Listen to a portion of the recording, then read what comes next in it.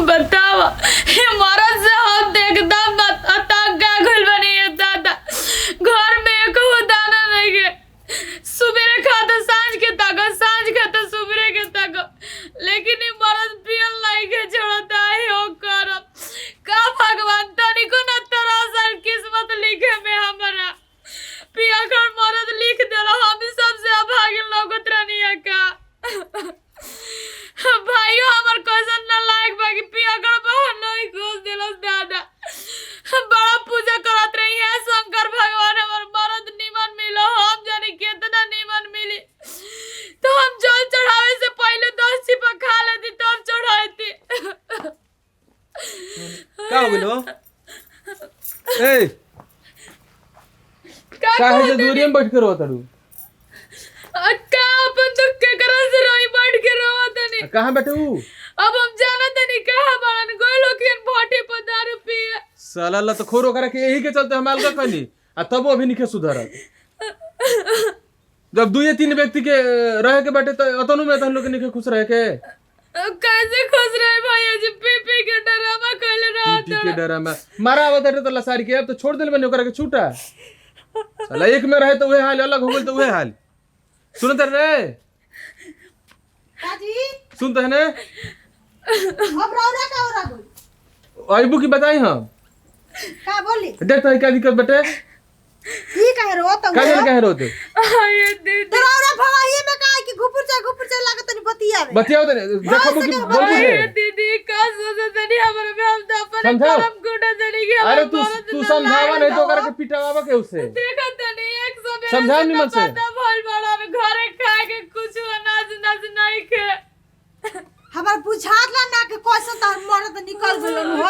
हमार मरद रहता ना छोला नहीं धिकाई के गोतरे दाग दी होती पियाले छूट जाई जान जी।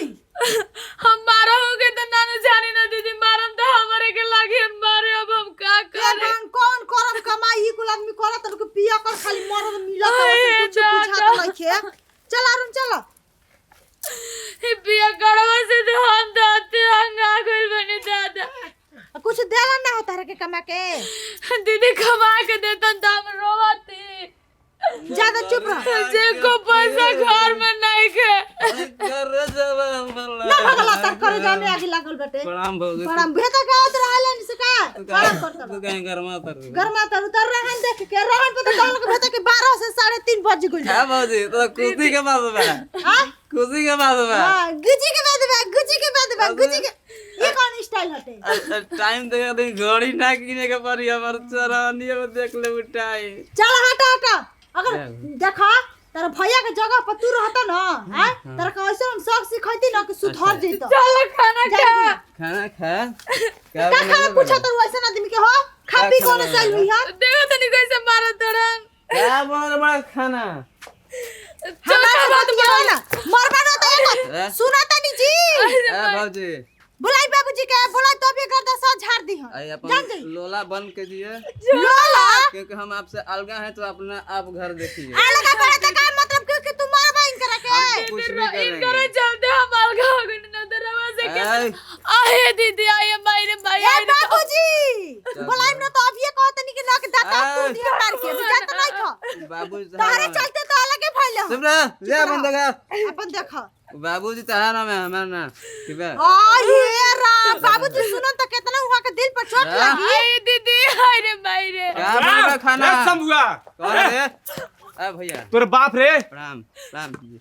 नसो उतार दी का तोरम हाँ भैया हमारा नासा कहाँ भैया हां हां बोलू क्या बाप भैया? रे बाप पैसा कहिया देबे? में नहीं खियावत पैसा नहीं खियालम तोर द्वारे पे हाँ भैया बोलिए पैसा कब देबे कर्जा वाला खाई के पैसा पियल कब देबे? कौन? ना ठीक भैया गरीब के द्वार गरीब के द्वार रे बोल पैसा लेबे एक बेर ते गोड़े पे गिरले अब पैसा देबे बात तो के याद नहीं खियावत बाप कब दिया पैसा मैंने भैया लोग लाते कि हम पैसा लेके भाग जाए हां भाग नहीं भागल नहीं दाऊ तो नहीं बाले जा दी भैया कलरिया चुप। छोड़ दी मेरा और बीच मत बोल ए बाबूजी तो रुको चुप रहो दीदी कलरिया रहन ना ढिंडोरा पीट बसन देखी होई के तो। क्यों ये तेरी बोला था हमरा बर्दाश्त नहीं कर ए पैसा लेके खाता रहे तो नहीं खे जाना अब देबे के बात बर्दाश्त नहीं कर ये चुप रह। दादा, ई का कहत नहीं अरे बोल मेरा चुप रहो समझाओ बोल। के मेरा रू ना बोलो ए। बीच में अच्छा चल है ना बताओ पियले वाले चल पिए पैसा रहता देवे नहीं के पैसा रहत भैया नहीं भाई जी मारी 4 लाठी एकरा मारी के। जान सब कड़ी निकल जाओ। हम राउर गांव के बानी मारा हम गांव के नानू पैसा कहिया देबे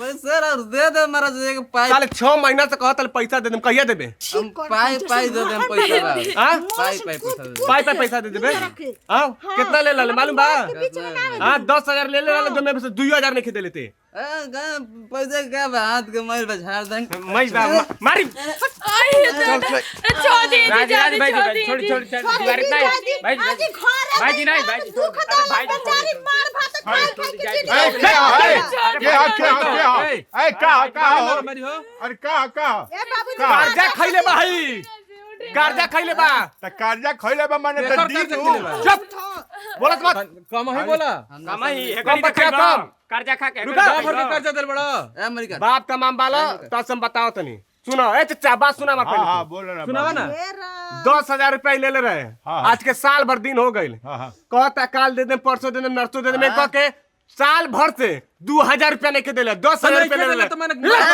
चुप ए मैं चुप रह तू क्या अरे कमीना का मार बाबा ए चुप लाइका मेरा बिगड़ गइल बाबू, छोड़ दे बाबू। और बताओ चाचा से बताओ कितना पैसा ले ले कटल बे ये बाबू क्या लोग अरे क्या बाबू। लोग उतार देना साथ उतार देना एक थप्पड़ मार मार गिर बेटा अपना बाप के नहीं बाप भाई जी किसी ने सुनो पैसा नहीं देबो तो खेत देबो ए तार पैसा मिल जी ढेर खेत कहिया देबे? पैसा बीजे बाबू पैसा ए बीजे बाबू रोई बात- मत ये कर लइका ये गोली मार दे बोल मत कहा था नहीं बंद कर पैसा भेजवा लो पैसा भेजवा लो भाई जी को रख ले पैसा भेजवा दियो। गोली मार दे पैसा नहीं देबो तो गोली कितना बच्चा छोड़ भाई छोड़ दी बोला मेरा ना बोला चुप रह बोला चुप रहा दूल्हा चुप रहा बाबू समझाओ समझाओ मरवा दी गोली ताके परसों आए परसों परसों परसों पैसा मिलना चाहिए। पैसा दे दिए परसों ना तो हड्डियां तो पैसा चुन ले तोरा पैसा ले बता हमरा से रे अरे ए, छोड़ दी भाई ए छोड़ दी, मारा मारी लड़ाई मार कर। दे मारा मारी ना गोली मार बा तू ही गोली तोर बाप के ले जाए तोर भाई के ले जाए ये दादा ई ले जा, ना बाबू। ए तू क्या हो हां बेच में बोले छोड़ वाला दी जी अपने बाबू, बाप भाई के नहीं सुनो के। ना हम के बोले ले बहुत बड़ गलती करता नहीं जा लइका का लड़का हटे इज्जत तो ही के नहीं के बुझात हमके का बुझी चल छोड़ दी भाई जी हेलो कटाओ जा लोग तू एकदम पी के सुन ले ला। भाई जी। सुन ये ले पैसा नहीं दी। की है जब अपन ओर से एकर नहीं मेहरारू के ले थे चलो पहले। ना ले जा के मेहरारू के। एकर मेहरारू के ले चलो पहले। चल के लिया के पैसा दिए 10,000 फिर बाद लग जाइए एकर जवानी से पैसा अरे हम का कही अब क्या हम बता सबसे बड़ा कमीना कहीं बटे ना लायक कहीं का के सत्यानाश का के तू रख दियाला ओकर संतरी मर जाए कमीना काटे धाके ले गेला सर आज तक ले ससुर के मां इज्जत अब रोज बात मारा बबलाते मुखे जानत नहीं खाता अब बतावा का करवाओला ई का करवाओला कैसे मुंह देखा मेरे भैया करी ले घर के ए बाबू सत्यानाश कर अब दियाला देखा था लेकिन उ देखी जब ये ठीक ना रही तो हम का देखी अब ये भैया के मन पड़ता तोरा हमरा के माफ कर दो लोग भैया। ये बात ये जब तू वो घड़ी कहले थे तो हम जाने नहीं दिले थी कैसे कौन हालत में होई हो अब बुझा तारू तोरा बुझा तो नहीं के अब वही चला ओकर पैसा हम ओकर मुंह पे मारा था नहीं ए साला फिर दारू पी के फिर पैसा ले ली कबो ना पियो बाबूजी कबो ना किरिया को हम ना चल होसन मेहरारू के तोर ले जाता सा द्वार पर से चल, चल। तोरा लाज शर्म नहीं लगा बाबूजी बचा लियो ओकरा के चल साला फिर ना दारू पी में लूटे कबो ना चुप रह हम जाते नहीं चल जल्दी चल चल ले चल आज के भर रात में चाहेगा ले चल पैसा कमाएगा रुक जल्दी रोका लो पैसा हिला अपन पैसा लो गरमा मत मुंह बंद पैसा दे पैसा।